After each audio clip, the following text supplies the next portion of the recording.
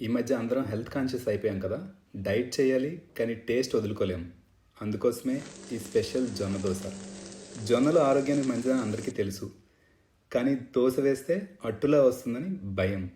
కానీ ఈరోజు మనం చేసే దోశ హోటల్లో రవ్వ దోశ తిన్నట్టే క్రిస్పీగా వస్తుంది. చూస్తుంటేనే నోరూరిపోతుంది కదా. ఇంకెందుకు ఆలస్యం, పదని చేసేద్దాం. Welcome back to టేస్టీరా.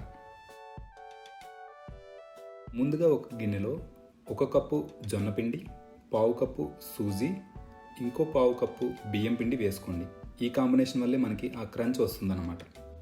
ఇందులో రుచికి సరిపడా ఉప్పు, 1/2 టీ స్పూన్ మిరియాల పొడి, 1 టీ స్పూన్ జీలకర్ర వేసుకోండి. చిన్న మిక్సర్ జార్లో 2 పచ్చిమిర్చి, అంగుళం అల్లం, 1 రెమ్మ కరివేపాకు వేసి కచ్చాపచ్చాగా గ్రైండ్ చేసి పిండిలో కలిపేయండి. ఇలా ఫ్రెష్గా దంచి వేస్తే ఆ టేస్టే వేరు. ఇప్పుడు ఇందులో 2 కప్పులు నీళ్లు పోసి ఉండలు లేకుండా పల్చగా కలుపుకోండి. దీని మీద మూత పెట్టి 10-15 నిమిషాలు రెస్ట్ ఇవ్వాలి. రవ్వ నానే వరకు మనం కాస్త రిలాక్స్ అవ్వచ్చు. కన్సిస్టెన్సీ ఇలా ఉండాలి. అవసరమైతే కొన్ని నీళ్ళు కలుపుకోండి. ఇప్పుడు స్టవ్ మీద పెనం పెట్టి బాగా వేడి చేయండి. పెనం మీద కాస్త నీళ్లు చిలకరిస్తే అచ్చుయ్యమనే శబ్దం రావాలి. దోశ వేసే ముందు పిండిని ఒకసారి బాగా కలపండి. పిండిని పెనం అంచుల నుంచి మొదలుపెట్టి లోపలికి ఇలా చిలకరిస్తున్నట్లుగా పోయండి. అంచుల వెంబడి ఆ కన్నాల్లోనూ 1-2 స్పూన్ల నూనె వేయండి. మంటను మీడియం ఫ్లేమ్లో ఉంచి కాస్త ఓపిక్గా వేయించాలి. అత్యాసపడి హై ఫ్లేమ్ పెడితే మాడిపోతుంది, లో ఫ్లేమ్ పెడితే మెత్తబడిపోతుంది. అందుకే మీడియం ఫ్లేమ్ ముఖ్యం.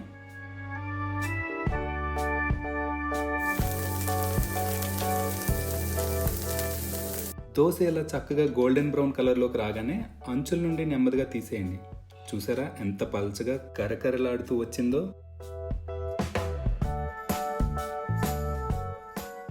పిండి పోసేటప్పుడు అది కొంచెం లావుగా మందంగా అనిపించవచ్చు. కంగారు పడకండి. ఇది రోస్ట్ అయ్యాక దానంతట అదే పల్చబడిపోతుంది. బాగా వేగాక చూస్తే అది ఇలా పేపర్ లాగా పల్చగా భలే క్రిస్పీగా మారుతుంది. దీన్ని వేడివేడిగా పల్లీ చట్నీతో లేదా అల్లం చట్నీతో తింటే ఆహా అనాల్సిందే.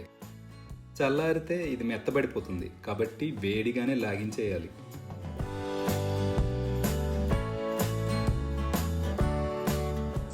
ఈ రెసిపీ నచ్చితే ట్రై చేసి ఎలా వచ్చిందో కామెంట్ చేయండి. అలాగే ఛానల్ని సబ్స్క్రైబ్ చేయడం మాత్రం మర్చిపోకండి. మళ్ళీ ఇంకో మంచి రెసిపీతో కలుద్దాం. అంతవరకు సెలవు.